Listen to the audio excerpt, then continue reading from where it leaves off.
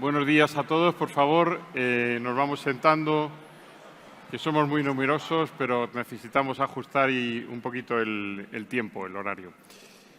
En primer lugar, permitirme daros también la bienvenida, desearos buenos días a los que estáis aquí, a los más de 600 inspectores que hemos venido a la ciudad de Salamanca, a los compañeros que están conectados online y que no han podido venir a disfrutar de sus calles, de su cultura, de su arquitectura, de la ciudad.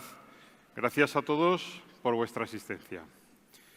Como decía, este año tenemos la gran oportunidad de celebrar el Congreso en Salamanca, ciudad que ya fuera nombrada por Cervantes en sus novelas ejemplares hace ya 4 siglos, cuando relató la vida del licenciado Vidriera, del que dice que aquí se graduó en Leyes, y de Leyes hemos hablado bastante antes, y estudió con pobreza y llegó segundo en Licencias. En fin, nos encontramos en un entorno universitario de primer orden, que además pronto va a celebrar el 5º centenario de la Escuela de Salamanca, de la que tan bien han hablado anteriormente Gemma y Daniel, y tan alto han dejado el listón. Enhorabuena, Gemma, y enhorabuena, Daniel. Por tanto, tenemos un ambiente de lo más propicio, no solo para reunirnos, sino para debatir y discutir cuestiones muy interesantes y actuales que nos preocupan desde el punto de vista corporativo y seguramente en mayor medida como ciudadanos de un entorno de incertidumbre. Pues como dice el lema del Congreso, nos encontramos ante el sistema tributario y la Constitución española un entorno de incertidumbre. Y vaya incertidumbre. Incertidumbre en el ámbito nacional y en el internacional. Y gran parte de esa incertidumbre tiene que ver precisamente con los impuestos. Ahora lo vamos a desarrollar. Porque, por ejemplo, ¿de qué forma afecta la configuración del sistema tributario a la competitividad económica de un país? ¿Qué puede hacerse en un entorno complejo de incertidumbre para garantizar la prestación de servicios propios de un estado de bienestar en un marco económico impredecible, cambiante, con una guerra a las puertas de Europa y un aluvión de aranceles desde Estados Unidos? ¿Qué opciones tiene la Unión Europea para significarse como una potencia diferenciadora en el ámbito tecnológico en medio de la competencia entre Estados Unidos y China y otros actores? ¿Cómo puede garantizarse la igualdad y la solidaridad entre todos los españoles con las tensiones actuales que afectan a la financiación autonómica y las reivindicaciones para el desarrollo de una supuesta, entre comillas, financiación singular? Estas y otras cuestiones son las que abordaremos en este debate que tengo el honor de moderar. Y permitidme que haga las presentaciones. A mi derecha tengo a don Pedro Manuel Martín Herrera, catedrático de Derecho Financiero y Tributario en el Departamento de Derecho de la Empresa de la Universidad Nacional de Educación a Distancia, con anterioridad profesor en la Universidad Autónoma de Madrid y en la Universidad Complutense, becario de investigación de la Fundación Alemana Alexander von Humboldt, vocal asesor del Instituto de Estudios Fiscales, miembro de diversas comisiones como la Comisión Lagares, y académico correspondiente y miembro de la sección de Derecho Financiero y Tributario de la Real Academia de Jurisprudencia y Legislación. También nos acompaña en su participación online, a la que le doy los buenos días, buenas madrugadas, doña Marta Jiménez Carrillo Blanco, Carrillo de Albornoz, compañera, inspectora de Hacienda, actual consejera de Finanzas en la Embajada de España en Estados Unidos, que actúa también como delegada en la negociación de la Convención Marco de Cooperación Fiscal Internacional, que se está discutiendo actualmente en el seno de las Naciones Unidas en Nueva York. Anteriormente, su directora general adjunta de Fiscalidad Internacional en la Dirección General de Tributos y también ha trabajado en el Tribunal Económico Administrativo Central y en el Regional de las Islas Baleares. Y a mi izquierda se encuentra doña Ángeles García Frías, catedrática de Derecho Financiero y Tributario precisamente de la Universidad de Salamanca, letrada del Tribunal Constitucional en los años 2006 a 2014 y desde el 2020, anteriormente vocal del Tribunal Económico Administrativo Municipal de Madrid, licenciada y doctora en Derecho por la Universidad de Salamanca, ha desarrollado sus estudios laborales docentes, profesora titular en la Universidad de Barcelona, colaborado en cursos de posgrado y su formación investigadora ha estado vinculada particularmente a la Universidad Friedrich Alexander de Erlangen-Nürnberg. Ha publicado numerosos artículos sobre derecho comparado alemán y entre sus líneas de investigación destacan los temas de federalismo fiscal y financiación local, entre muchos otros. Muy bien, bienvenidos. Muchísimas gracias por vuestra participación y por vuestra asistencia. Voy a comenzar una primera ronda de intervenciones y me gustaría empezar con Pedro. Hablábamos al principio, en una introducción, del entorno de incertidumbre que tenemos, una incertidumbre que ahora mismo nos encontramos en el ámbito nacional sin presupuestos o sin un horizonte de presupuestos cercanos, medidas que se anuncian que pueden afectar a autónomos de subir cotizaciones. Se acaba de publicar el establecimiento del mecanismo de equidad intergeneracional con ese 0,9% que nos llega en la nómina. Nos encontramos con una sociedad que cada vez tiene mayores retos, por ejemplo, en el acceso a la vivienda. Y desde aquí se me plantea la duda de cómo podemos debatir la competitividad económica y el sistema tributario. Por ejemplo, con todos estos asuntos se me plantean las siguientes preguntas. ¿En qué medida, desde tu punto de vista, el sistema tributario puede contribuir a mejorar la competitividad, siempre con visos a mejorar un poco el estado del bienestar? ¿Cómo podemos conjugar esos principios de equidad vertical y equidad horizontal con la configuración de un sistema tributario que mejore esta competitividad económica? Y ya una pregunta más, si crees que la equidad vertical y horizontal de la que estamos hablando puede conseguirse no solo mediante políticas del sistema tributario, sino también con políticas que afecten a la inversión empresarial, el fomento del desarrollo empresarial, esa significación o diferenciación que nos pedía Draghi en su informe de la economía europea. ¿Cómo puede conseguirse la mejora de esta equidad, Pedro? Ojalá supiera responder a todo esto, Antonio. Como modesto jurista lanzaré algunas ideas, pero antes quiero manifestar el gran honor que supone participar ante un público tan selecto y agradecer especialmente a doña Ana de la Herrán y a Antonio Morales el haber contado conmigo para esta mesa. También me satisface mucho la colaboración del Instituto de Estudios Fiscales, Antoinette, porque yo estuve trabajando ahí algunos años y tengo gran cariño al instituto. Bien, pues yendo a los clásicos, no tanto como 5 siglos atrás, sino a mediados del siglo pasado, el maestro Fernando Sey de Bujanda decía que el sistema fiscal podía estimular la competitividad y el crecimiento por 2 caminos, que no son completamente incompatibles. El primero, los estímulos fiscales, beneficios fiscales a la investigación, el desarrollo y la innovación, a las empresas emergentes, bueno, y a otros ámbitos. Habitualmente se utiliza este camino. ¿Por qué? Porque es más visible y produce un mayor rédito político, porque está respaldado o exigido por los grupos de interés y porque puede permitir obtener resultados a corto plazo. La segunda vía, que decía el profesor Sey de Bujanda, es crear un sistema fiscal estimulante. Claro, completado por un gasto público bien orientado. ¿Y en qué consiste ese sistema fiscal estimulante? Pues un sistema justo. Don Fernando conocía bien la doctrina de la Escuela de Salamanca, utilizando como criterio general la capacidad económica, un sistema claro que fomente la seguridad jurídica y neutro frente a las decisiones económicas. Claro, esto exige una reflexión pausada a la hora de aprobar leyes tributarias. Y quizá un instrumento que se ha utilizado para conseguirlo son las comisiones de expertos en los últimos años, la Comisión Lagares, la Comisión Ruiz Huerta respecto al sistema tributario estatal, pero también ha habido comisiones sobre financiación autonómica, sobre financiación local. Pero queda la duda de si los sucesivos gobiernos de distintas tendencias políticas han utilizado los resultados de estas comisiones más como una excusa para ganar tiempo que como un auténtico apoyo técnico para orientar decisiones. Y me pregunto si podría establecerse un mecanismo permanente de reflexión con sede en la Administración que tuviera una mayor continuidad, aunque quizá menor impacto político. Y curiosamente, en los estatutos del Instituto de Estudios Fiscales del año 2001 estaba prevista una comisión asesora de codificación de la normativa tributaria, que se suprimió en el 2011 sin que yo sepa se haya llegado a reunir nunca. ¿Por qué no funcionó? Pues probablemente por su composición, porque estaba integrada por el subsecretario de Hacienda, el director de la Agencia Tributaria y otros 9 altos cargos, más hasta 10 expertos que se podían nombrar. Bueno, es una composición que hace inviable que se reúna por lo menos con cierta continuidad y de hecho no llegó a reunirse nunca hasta donde yo sé.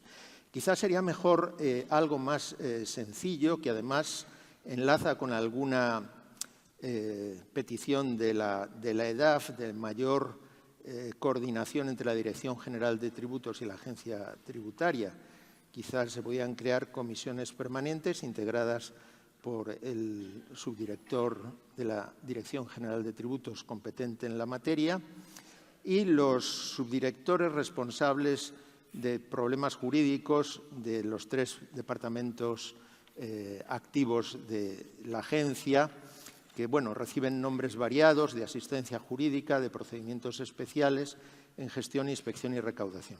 Y es más, podrían delegar habitualmente en los subdirectores o en los adjuntos que tienen una gran formación.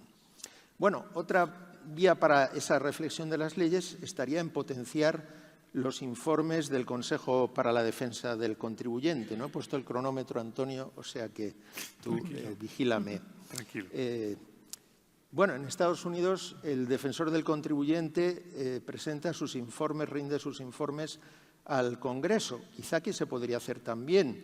En un post publicado en el blog de vuestra asociación se sorprende la persona que escribe de la poca relevancia que ha tenido el informe del Consejo sobre gastos deducibles. Pero claro, es que aunque esté publicado, uno entra en la página y lo que tiene es un documento PDF con todos los informes desde el inicio a la actualidad.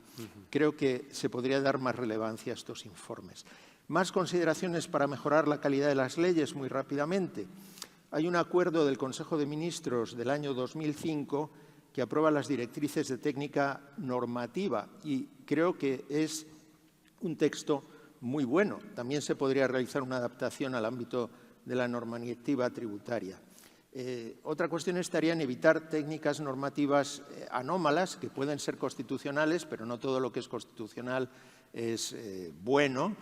Y, bueno, me refiero a decretos, leyes ómnibus, disposiciones adicionales introducidas mediante enmiendas, a veces ya en el Senado, proyectos de ley que se anuncian por el Gobierno y después se tramitan como proposiciones de ley evitando una serie de informes.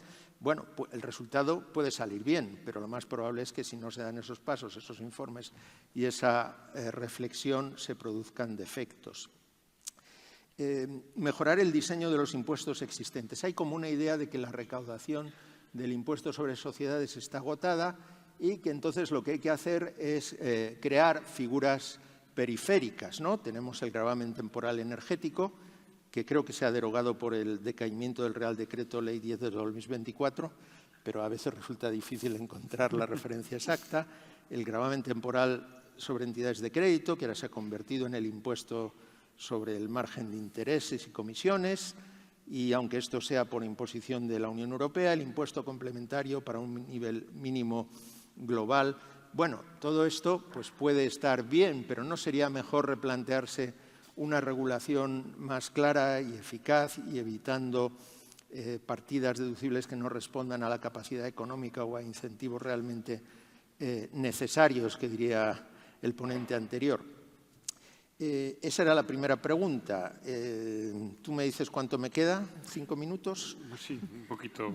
Conjugar la equidad vertical y horizontal con un sistema tributario que mejore la competitividad económica. Bueno, pues un sistema fiscal estimulante, en los términos que antes he señalado, mejora la competitividad económica y es plenamente compatible con la equidad horizontal y vertical. Y en cuanto a los incentivos fiscales, bueno, primero hay que distinguirlos de las partidas deducibles que responden a la capacidad económica, porque eso no son beneficios fiscales, sino un instrumento de la justicia fiscal. Y después es imprescindible evaluar la eficacia de estos beneficios. Esto ya se está haciendo. La AIREF, en colaboración con el Instituto de Estudios Fiscales, realiza una evaluación no solo del coste de los beneficios, sino lo que es más interesante, de su eficacia, ¿no? Por ejemplo, considera que el beneficio I+D+I Pues funciona porque por cada euro que se deja de recaudar se genera 1,5 € de investigación, desarrollo e innovación, pero que sin embargo tiene tales cortapisas que al final el volumen de investigación es relativamente bajo. Pues eso podía aplicar también. Podía revivirse algo parecido al antiguo artículo 15 de la Ley General Tributaria del 63, que decía que los beneficios fiscales decaían a los 5 años, salvo que el Gobierno propusiera, es de entender que motivadamente, que debieran subsistir. Y, pues para terminar, equidad mediante otras políticas que afecten a la inversión económica del desarrollo empresarial. Bueno, pues las políticas de gasto son imprescindibles, ¿no? Como dice el anuncio de la agencia Contrapunto BBDO para la agencia tributaria, lo que das cuando pagas impuestos vuelve a ti, vuelve a todos. Pero si tienes capacidad económica suficiente, debe volver más a todos que a ti, ¿no? Bueno, esto está implícito en el anuncio, no es una crítica al anuncio, pero para eso son necesarios los presupuestos y el debate público de los presupuestos. ¿También afectan a la productividad? Pues estas ya son cuestiones fuera de mi ámbito, pero es bien conocido. Las regulaciones administrativas, las regulaciones laborales. Esto ocasiona un déficit de competitividad de la Unión Europea frente a Estados Unidos, aunque también tiene otras ventajas. El modelo europeo es algo distinto, aunque sea menos competitivo. Y, por último, las cotizaciones empresariales. Según un reciente informe del Instituto de Estudios Económicos, en España, las cotizaciones empresariales, no las de los autónomos, sino en general, suponen el 9,4% del PIB, que es un 34% más que la media de la Unión Europea. A lo mejor no hay más remedio para salvar la seguridad social, pero desde luego esto es un elemento que frena la competitividad. Pues muchísimas gracias, Antonio. Muchas gracias a ti, Pedro, y muy importante, me quedo con esas ideas principales de la reflexión, el estudio y la alabanza y cómo abogas por establecer unas comisiones permanentes, es decir, emplear el estudio en algo no coyuntural, sino para dotar de cierta sapiencia al devenir, ¿no? Que en el fondo es un poco lo que se hizo con las leyes de la Moncloa del 77 para poder instaurar unas bases de un Estado social y democrático de derecho. Voy a permitirme el salto al ámbito internacional y conectamos con Marta. Aquí no deja de ser noticia, y sigue siéndolo, la cuestión de los aranceles impuestos por Trump a todo el mundo, en particular a la Unión Europea. Recientemente nos menciona cada vez más a España. Entonces, yo me acuerdo, por ejemplo, al inicio del mandato, que Trump nos catalogaba como un país BRIC, de estos países de esta categoría. Se le decía, no, no lo es. Dice, no, ya lo averiguaréis. Bueno, tenía su idea. Y luego después vino toda la vorágine de aranceles con ámbito mundial. Los últimos acontecimientos, o los más recientes, fueron ese acuerdo que se fraguó en julio, creo que en Escocia, entre Trump y von der Leyen, para unos aranceles a la Unión Europea. Y luego toda esta situación ha tenido muchas idas y venidas y, bueno, mucha información cambiante que sufre nuestra compañera Marta allí en Washington.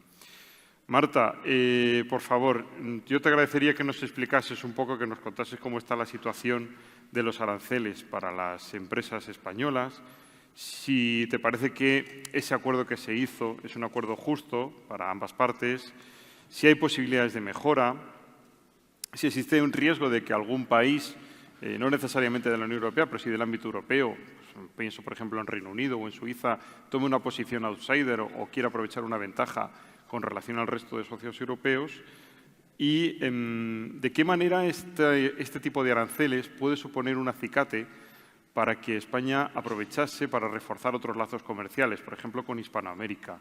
Si puede suponer, oye, ya que tenemos tan complicado este mercado, a lo mejor podemos desarrollar otros en los que no nos encontramos con esta situación. Marta, por favor, muchas gracias. Hola, ¿qué tal? Hola a todos. Me encantaría estar ahí en Salamanca, pero bueno, estoy aquí, como veis, noche cerrada, aunque ya está empezando a clarear. Bueno, yo quería empezar contando, te has referido al acuerdo de aranceles entre Estados Unidos y la Unión Europea, que al final es el que más nos atañe. Y lo primero que quería decir es que es un acuerdo político, es un acuerdo no vinculante, no es un acuerdo internacional. Y no puede ser de otra manera, porque tenemos que tener en cuenta que en Estados Unidos la autoridad para imponer aranceles la tiene el Congreso de Estados Unidos, no la tiene el Gobierno. Es decir, el presidente Trump ha venido utilizando estos últimos meses una serie de instrumentos legales de delegación de competencias, pero la mayor parte de las veces podría ser que de forma abusiva. Esto está por determinar por el Tribunal Supremo norteamericano.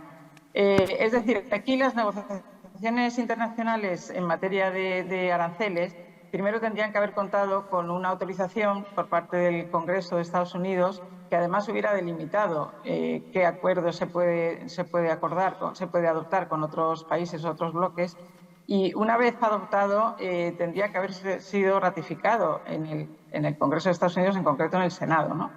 Sin embargo, nada de esto ha ocurrido. Todo se ha realizado vía órdenes ejecutivas del presidente Trump. No hay, por tanto, ningún acuerdo internacional, es pura normativa doméstica americana, y una vez adoptada, pues el presidente se ha ido reuniendo con los distintos países bilateralmente o con bloques como la Unión Europea para ver qué tipos de concesiones hace. Es decir, él ha ido utilizando, por ejemplo, la ley para este tipo de aranceles, que son los aranceles recíprocos, aranceles que son el mismo arancel, por así decir, global para un país entero o para un bloque como es la Unión Europea. En nuestro caso ha sido el 15% el que ha quedado fijado en aquel acuerdo de Escocia al que hacía referencia Antonio. Pero bueno, lo que ha utilizado él es sobre todo la ley de emergencia económica, que es una ley que lo que le permite es, por delegación, le permite declarar la emergencia. Pero una vez declarada la emergencia, en principio no le permite imponer aranceles. Por eso mismo los aranceles este tipo de aranceles han recurrido en su mayor parte por los importadores norteamericanos, y los tribunales ordinarios les han ido dando la razón. Ahora ya digo que está por ver el fallo del Tribunal Supremo, que previsiblemente caerá antes del 31 de diciembre. El 5 de noviembre tenemos la vista oral en el Tribunal Supremo, y a partir de ahí es previsible que antes del 31 de diciembre se determine efectivamente si han sido legales o no legales estos aranceles. En el caso de que se determine que no, se deberían devolver los que ya han empezado a cobrarse, ¿no?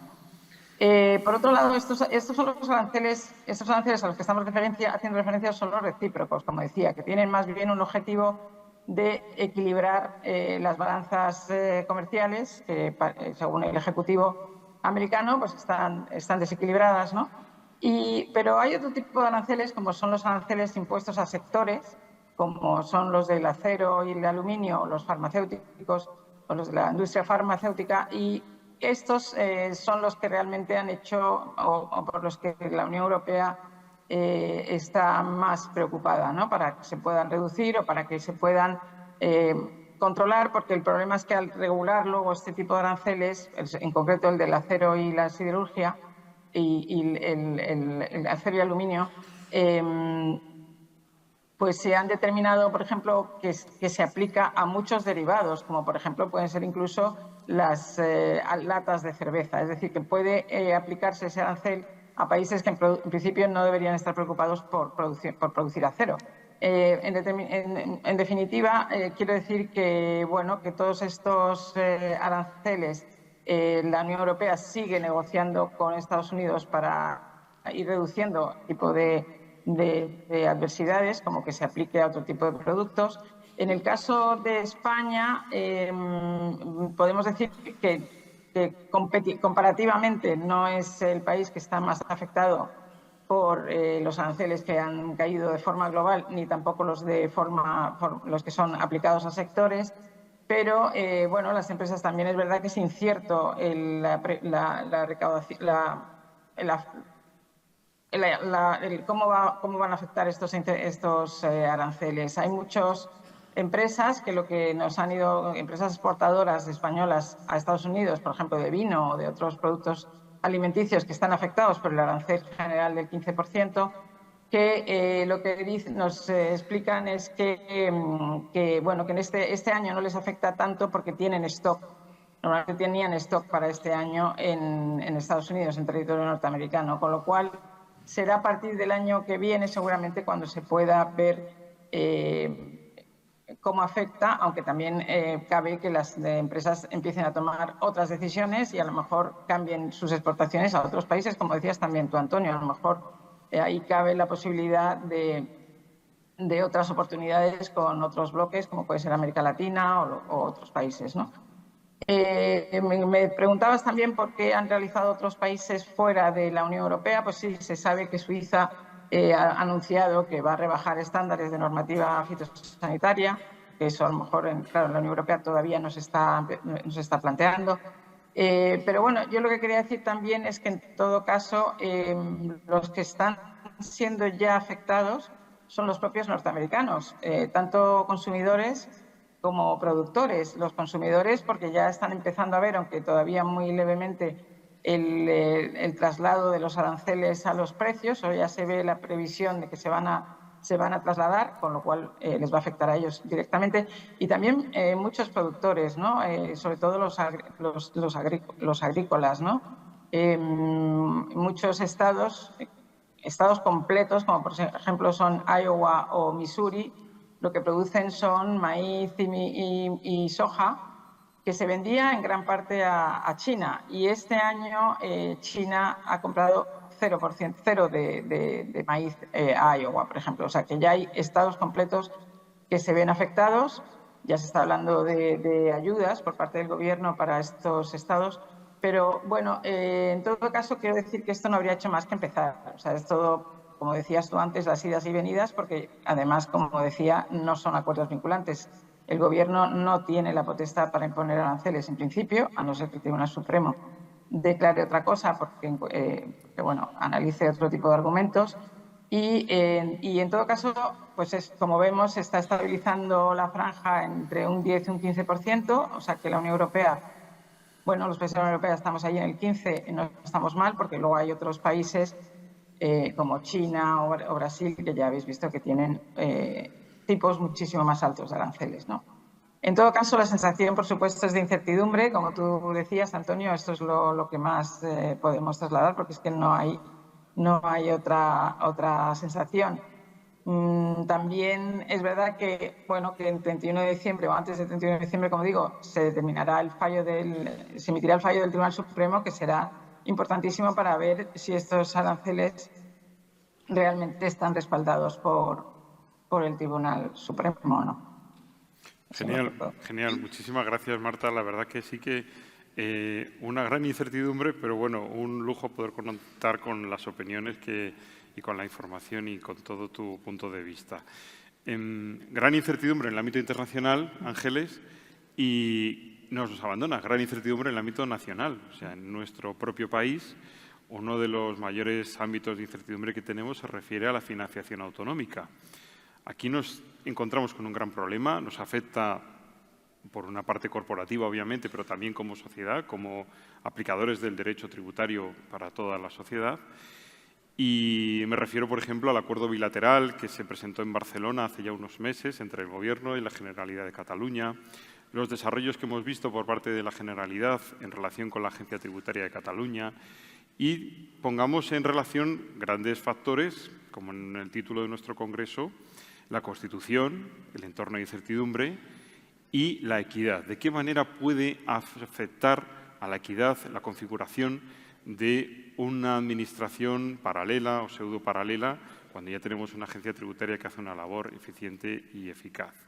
De ahí te pregunto, y disculpadme porque de tiempo andamos, pero bueno, seguramente podemos sintetizar. Si esta propuesta de cupo catalán que se está gestando, desde tu punto de vista, es solidaria, si esta podría ser o esta es la manera ideal de reformar la financiación autonómica o estamos asistiendo a una federalización por la puerta de atrás. Ángeles. Muchas gracias, Antonio. Bueno, lo primero que tengo que hacer es agradecer la invitación para participar aquí tanto a Ana como a Antonio. Estoy encantada de estar en mi casa y espero que todos los participantes puedan disfrutar de Salamanca tanto como lo hago yo cada vez que vengo. De todo, no solo de la ciudad, de su gastronomía y de su gente. Dicho esto, vamos al tema y realmente es muy complicado valorar un sistema que todavía no está en el BOE. Yo siempre digo que no me gusta hablar de nada que no esté en el BOE, porque primero no se sabe cuál va a ser la propuesta legislativa, luego no se sabe cuáles van a ser las posibles modificaciones y en qué va a terminar la cosa. Pero voy a tratar de obviar, evidentemente, todas las cuestiones que salen a la prensa porque las ha dicho algún político o incluso algún especialista que realmente todavía no sabemos en qué se van a plasmar después en la legislación vigente. Pero lo que sí me gustaría es hacer un recorrido un poco más detallado de estos hitos que nos has venido diciendo, porque realmente son documentos que los podemos encontrar, aunque no tengan valor de ley, evidentemente, pero sí son documentos que podemos encontrar al menos ya con un detalle sobre cuál va a ser, cuál es la intención de lo que finalmente podría llegar a transformarse en algún momento en un proyecto de ley o en una ley. El punto de partida es el acuerdo de la Comisión Bilateral, que a mí ya me llama la atención, nos debería llamar la atención el nombre. Dice Acuerdo sobre la financiación singular de Cataluña en el marco de la reforma del sistema de financiación y sobre la asunción de competencias en el IRPF de la Generalitat. O sea, solo leer el título ya sabemos de qué va la cosa.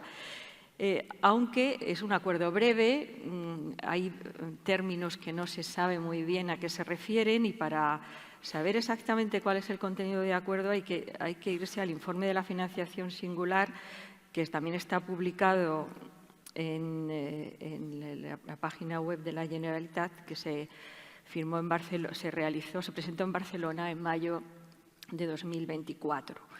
Y ahí es donde aparece diseñado ese modelo de financiación singular de Cataluña, que se califica como un modelo de financiación nuevo, se trata de una reforma del anterior, basado en la negociación bilateral, que básicamente lo que pretende es que todos los impuestos, dice, que se generen en Cataluña, no que se soporten en Cataluña, es una terminología un poco atípica para el sistema de financiación, se cedan a la Comunidad Autónoma Catalana y que se recaudarán, liquidarán, inspeccionarán e incluso revisarán por la Agencia Tributaria de Cataluña. Bueno, fase de revisión habría que separarla. A cambio de eso hay una doble aportación, una por el coste de los servicios, que es lo que se ha asimilado al cupo vasco, y una aportación a la solidaridad que es muy peculiar porque tiene muchas restricciones.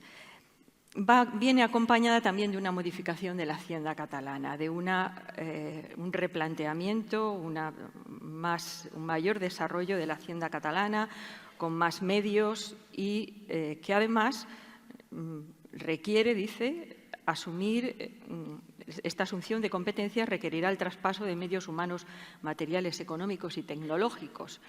Traspaso que no se especifica, pero evidentemente es un traspaso de los medios de la Agencia Tributaria del Estado.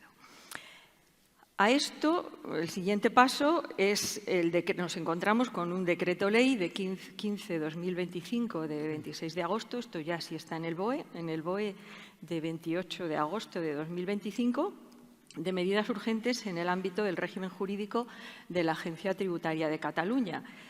Dice, para adaptarlo a las necesidades y nuevas funciones derivadas del sistema de financiación singular. Bueno, pues llama mucho la atención que haya un decreto urgente y de desarrollo cuando ese sistema de financiación singular todavía no existe. Estamos poniéndonos la tirita antes de que exista la herida. Bueno, ahí lo dejo. Pero es muy amplio el desarrollo y lo que pretende es incluso una política de incrementación de personal. Habla de la posible transferencia de medios y hay que leerse el preámbulo porque realmente vemos cómo se está plasmando por parte de la Generalitat lo que se había firmado en el acuerdo bilateral. O sea, podríamos decir que es precipitado. en su enunciación, ¿no?, este decreto ley. Completamente. Para Claro. mí es completamente precipitado y yo creo que hay que pensar en los medios materiales y humanos cuando ya tengas diseñado un sistema de financiación. Claro, lo que pasa es que hay que cumplir tiempos y esto también es importante leerlo en el acuerdo, que es que la intención, y esto lo vamos a ver ahora en el tercer instrumento normativo que voy a comentar, es que la cesión del IRPF esté realizada a partir de 2026. Sí. Por tanto, que se aprobaría esa cesión del IRPF durante 2025 y como la intención es que a partir de 2026 el IRPF ya esté cedido, pues entonces tiene que haber esos medios materiales y humanos para poder gestionar ese impuesto que se pretende ceder.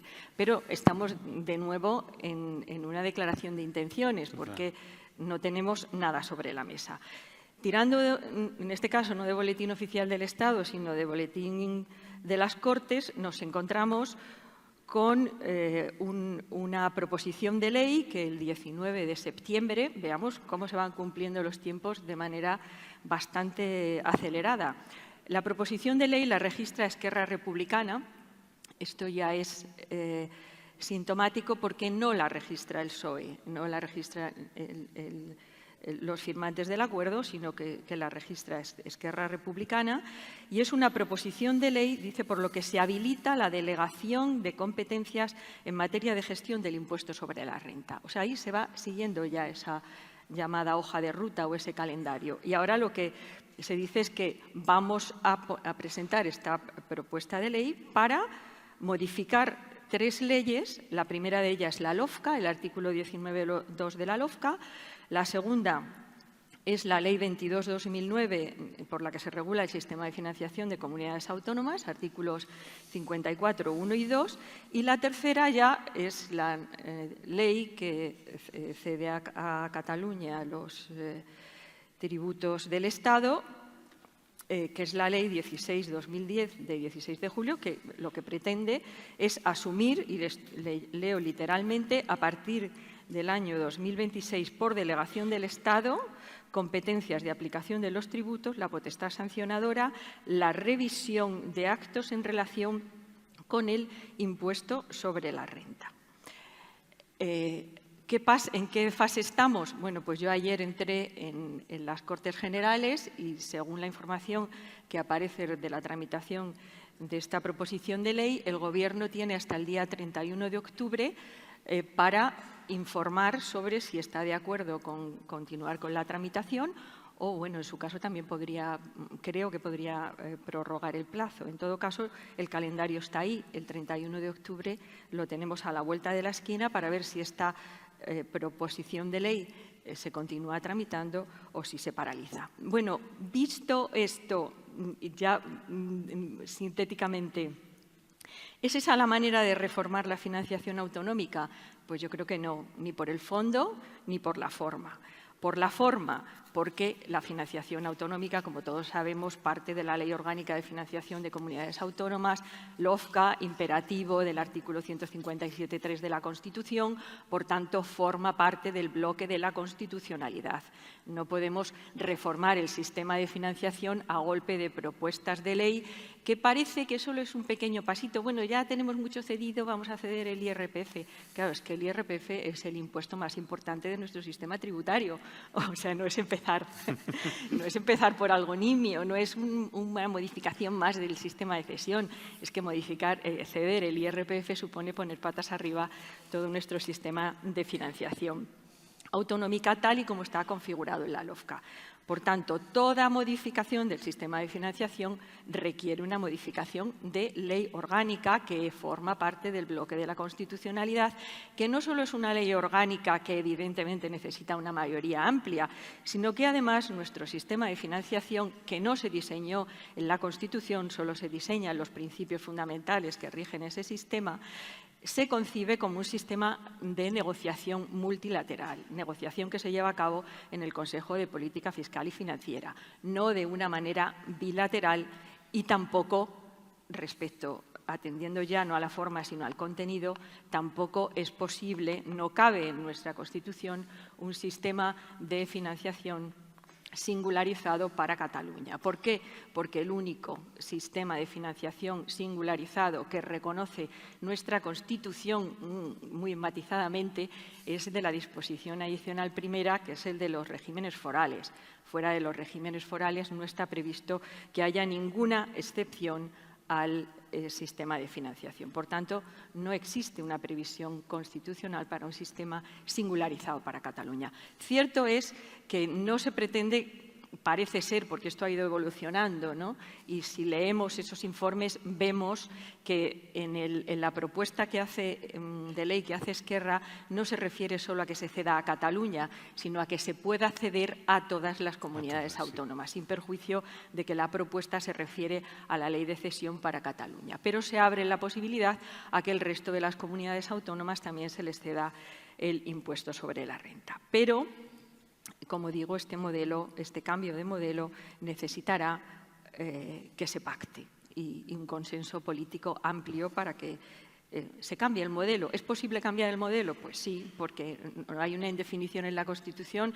En muchas ocasiones hemos hablado de reformar el sistema de financiación de comunidades autónomas, pero bueno, ya veremos hacia dónde va. Hay expertos en la materia que en muchas ocasiones se han pronunciado sobre ello y, por tanto, hay muchas posibilidades.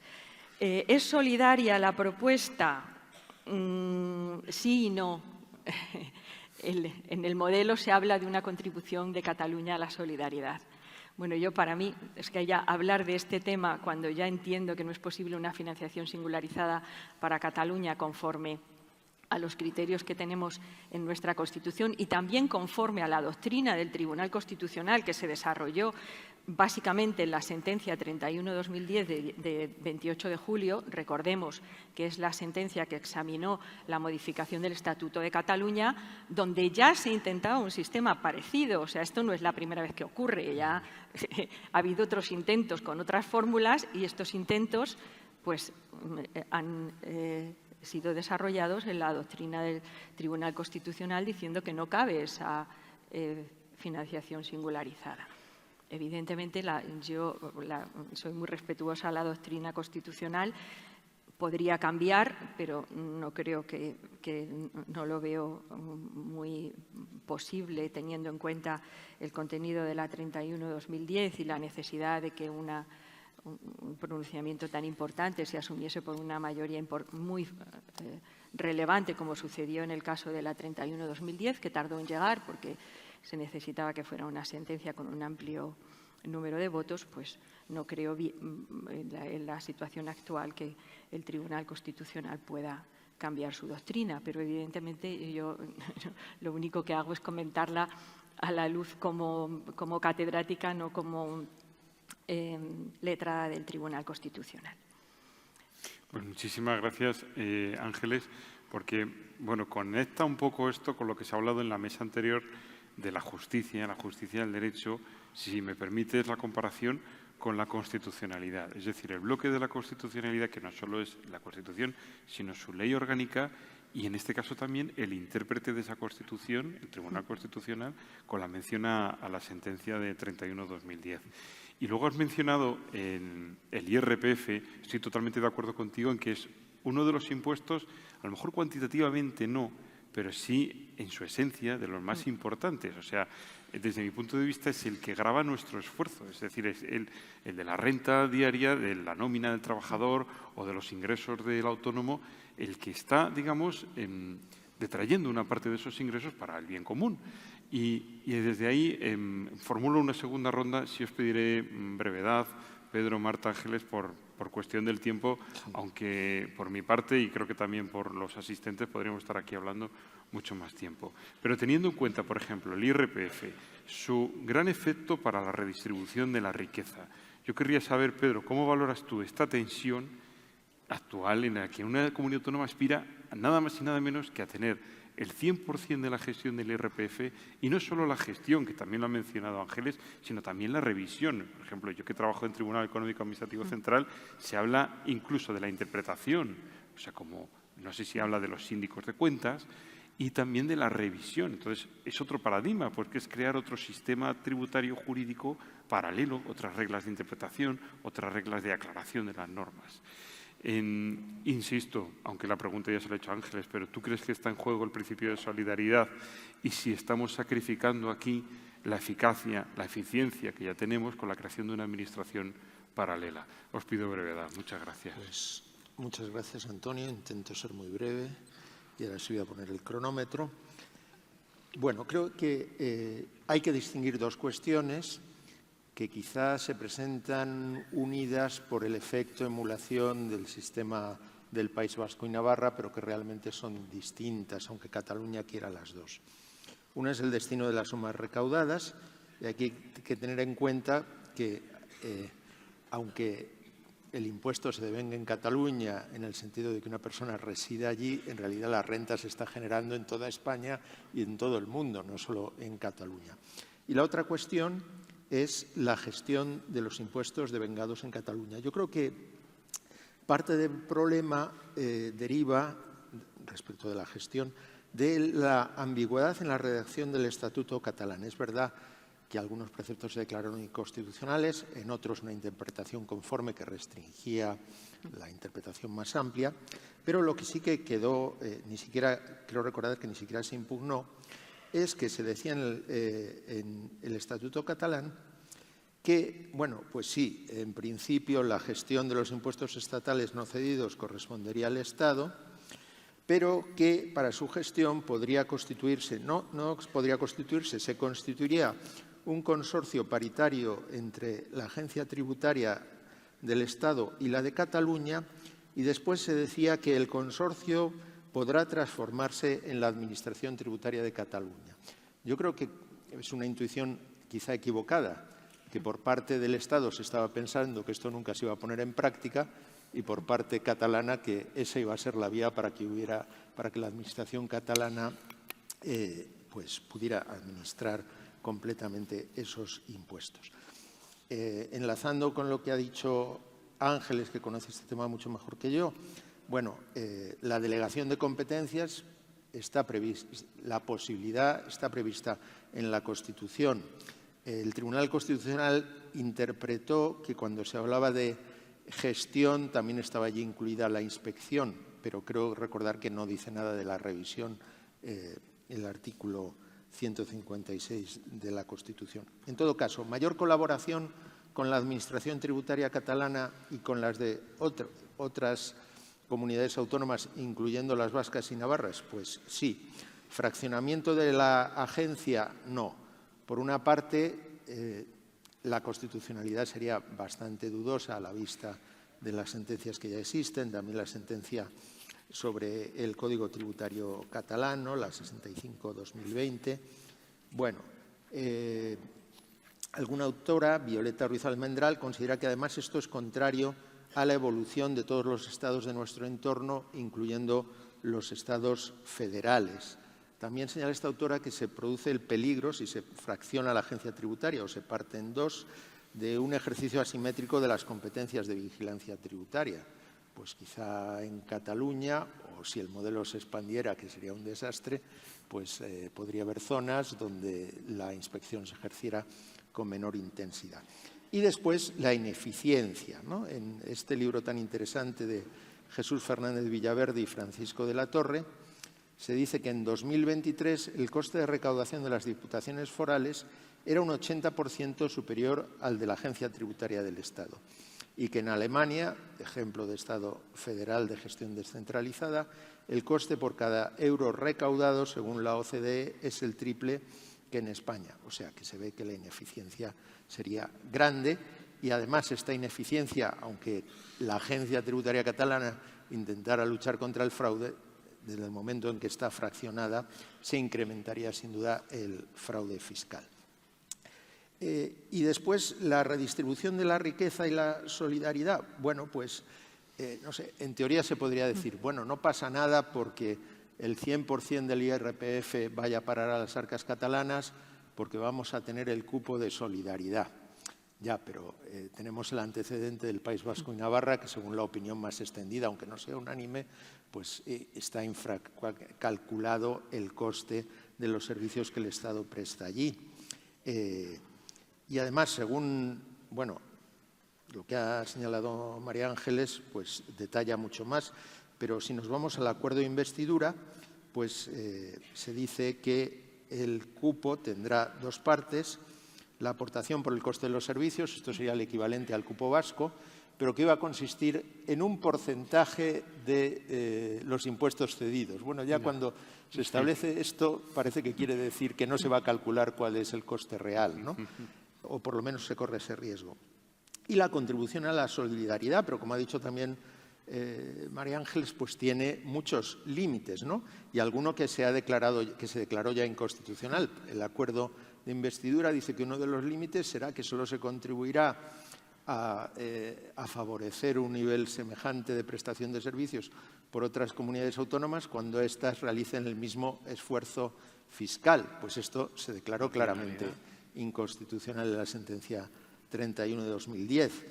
Y también se establece el principio de ordinalidad, que lo que quiere decir, hay varias formulaciones, pero en fin, más o menos la idea sería que la renta per cápita en Cataluña, hacemos un ranking de la renta per cápita en cada una de las comunidades autónomas, antes del cupo de solidaridad y después del cupo de solidaridad van a tener que seguir en el mismo orden. O sea que en el fondo es una limitación bastante fuerte al principio de solidaridad. Depende después de cómo se interprete. Pero en fin, Fernández Villaverde y Francisco de la Torre, voy a retocar un poco la frase, pero en fin, dice que este principio de ordinalidad aplicado a contribuyentes individuales quiere decir que si Antonio contribuye más que Pedro al sistema fiscal, pues Pedro también tendría que recibir más del gasto público. Quizá es una pequeña exageración porque no se puede transponer literalmente. Pero, en fin, concluyo con unas palabras de Ana de la Herrán. Creo que en este tema, más allá de los aspectos técnicos, de los aspectos de que no sería sostenible trasladar un sistema de cupo a todas las comunidades autónomas, pues, como dice ella, está en juego la confianza de los ciudadanos en la imparcialidad y la neutralidad de la hacienda pública. Pues muchas gracias, Antonio. Muchas gracias, Pedro. Continuamos y, por mor del tiempo, Marta, unas breves cuestiones. En el ámbito internacional, antes hablábamos de la relación de España con Estados Unidos, pero ahora me preocupa la relación de Estados Unidos con el resto del mundo y principalmente en esta cuestión de los desarrollos del Pilar 2 en el marco de la OCDE, en lo que era el desarrollo de la acción 1, de la digitalización de la economía. Conocimos en verano también el acuerdo del G7, el G7 Statement. Claro, las negociaciones, bueno, estaba todo muy parado. Sin el consenso de Estados Unidos, el avance del Pilar 2 no deja de ser una quimera. Ahora nos encontramos con este G7 Statement que habla de una solución side by side y está el marco inclusivo un poco pendiente de cómo implementarlo. Me gustaría que nos contases qué soluciones crees que puede haber y cómo puede desarrollarse esto, teniendo en cuenta además que en Estados Unidos, a diferencia de lo que sucede aquí en España, cuando no tenemos presupuesto, están en un shutdown. Entonces, brevemente, por favor, tu opinión. Marta, gracias. Sí, bueno, primero quería decir que efectivamente las negociaciones que están teniendo lugar ahora en el marco inclusivo para intentar adaptar todo el engranaje que teníamos ya adoptado al side by side que ha pedido Estados Unidos, bueno, yo no estoy yendo a esas negociaciones, son nuestros compañeros de la Dirección General de Tributos y, por tanto, no puedo saber exactamente qué se está negociando ni podría aquí explicarlo, ¿no? Pero, bueno, lo que se dice, lo que se ve desde aquí, lo que ven los norteamericanos, más al final Estados Unidos es muy protagonista absoluto en esta negociación, pues lo que se ve desde aquí, desde el principio, desde que yo llegué aquí, desde luego, es que Estados Unidos tiene su propio impuesto mínimo, lo tenían ya de antes, que es el GILTI, aunque ahora han cambiado el nombre. Es un impuesto que lo tenían antes de que se negociara, de que se hiciera se llegara a un acuerdo en el ámbito del Pilar 2. Pero, bueno, es verdad que ese impuesto no es igual, no corresponde, tiene características distintas a lo que luego se negoció, lo que luego se aprobó como las normas modelo del Pilar 2, con las distintas reglas que componen el Pilar 2 se negoció en el marco inclusivo. Pero, bueno, la administración Biden, que yo llegué aquí, estaba el presidente Biden y la administración tenía intención siempre de adaptar su GILTI, su impuesto mínimo, a lo que se había negociado en la OCDE.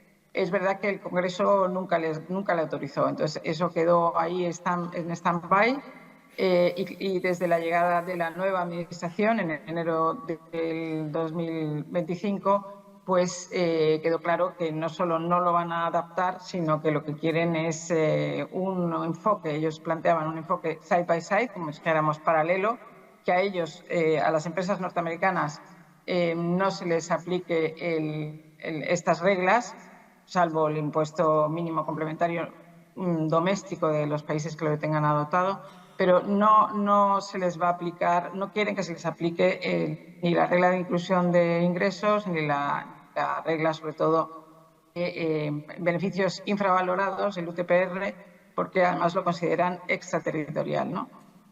Entonces, bueno, la nueva administración señaló que tenía que llegarse a este nuevo acuerdo del side by side.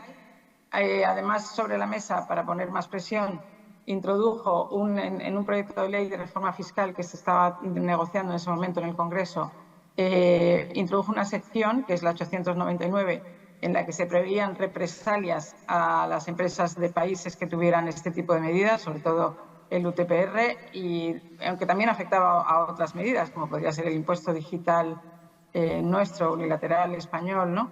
Pero bueno, el caso es que la negociación se realizó siempre se realizó y se sigue realizando bajo esa presión, ¿no? de la posible represalia, ¿no? Entonces, en julio, a finales de junio justo, para evitar esas represalias que serían ir aumentando, la represalia consistía en que a las filiales de empresas de estos países que tuvieran este tipo de medidas se les iría aumentando el tipo por 5 puntos porcentuales el tipo del impuesto sobre la renta, no solamente a empresas, sino también a personas físicas, durante 4 años, es decir, 5 puntos porcentuales cada año durante 4 años, de manera que podrías llegar a tener un 20% de tipo, un tipo impositivo un 20% mayor con respecto al que tienes negociado en el convenio de doble imposición o en la normativa doméstica si no hay convenio de doble imposición entre esos dos países, ¿no? Y entonces, bueno, esta sección fue suficiente como para que se llegara a un acuerdo en el G7, justo unos días antes, y esa sección 899 fue retirada. El acuerdo del G7 consistió efectivamente en aceptar que se iba a tratar de negociar un side by side para Estados Unidos, y es lo que se está negociando ahora mismo en el marco inclusivo en París.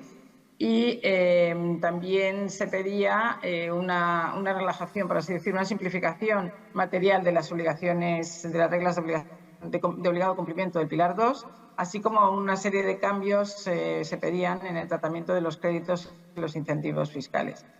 Esto es lo que se está negociando hasta ahora mismo, estas semanas. Estados Unidos dio hasta el 31 de diciembre de este año, de manera que, como digo, bueno, pues vuelve a estar ahí sobrevolando. Si no se llega a un acuerdo satisfactorio para Estados Unidos en estas semanas próximas, estos meses próximos hasta el 31 de diciembre, pues la sección 899 volverá, lo incluirán en alguna otra normativa que se esté aprobando en el Congreso en ese momento.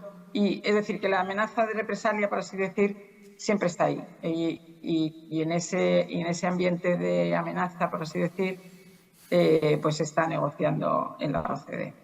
Sí, muchas gracias. Y bueno, lo del shutdown, me decías, el shutdown afecta sobre todo a las agencias federales, en concreto a la agencia tributaria, pero bueno, los miembros del Tesoro que van a negociar al marco inclusivo en París están por supuesto allí. Perfecto. Marta, muchas gracias. Es una lástima no pongamos de más tiempo. Nos quedan 5 minutos, Ángeles. Un poco brevemente por retomar la cuestión de la financiación autonómica, que hemos hablado al principio de solidaridad, pero desde tu punto de vista, ¿qué otros principios crees que se pueden ver afectados por estas propuestas, digamos, no están en el BOE, pero sí están sobrevolando. O sea, se me ocurre la seguridad jurídica, la existencia de diferentes criterios, reglas de procedimiento, la merma en la lucha contra el fraude fiscal. ¿Cómo lo ves tú, por favor? Bueno, estoy completamente de acuerdo con la observación que hacías en la intervención anterior.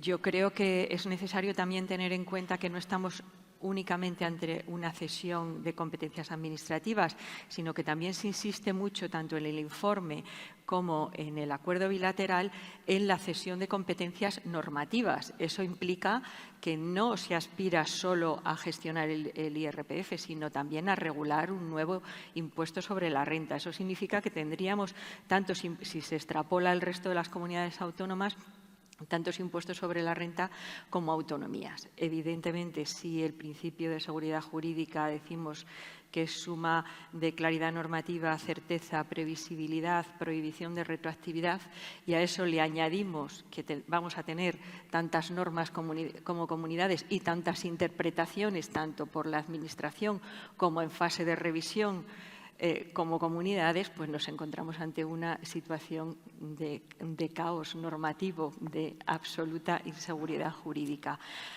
Y también habría que pensar qué va a pasar con el TEAC, que es el encargado de unificar criterios. Totalmente, una cuestión muy preocupante. Creo que la pregunta se resuelve sola. Me quedó un pequeño matiz brevemente.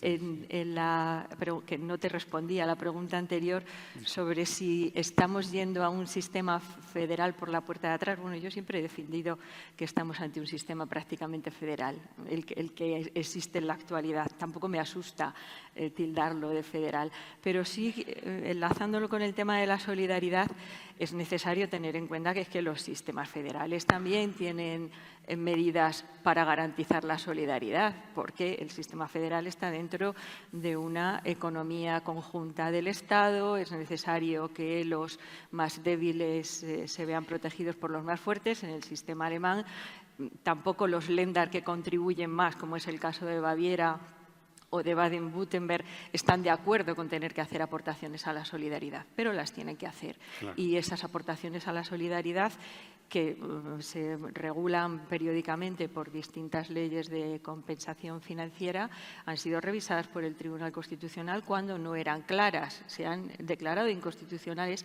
por falta de claridad. Ahí lo dejo por el tema enlazando con lo que decía Pedro. Muchísimas gracias. Esto es lo fundamental. Sí, muchas gracias. Disculpad las premuras del tiempo. Gracias, Pedro, Marta, Ángeles, y ha sido un placer. Un gran aplauso para nuestros contertulios. Muchas gracias.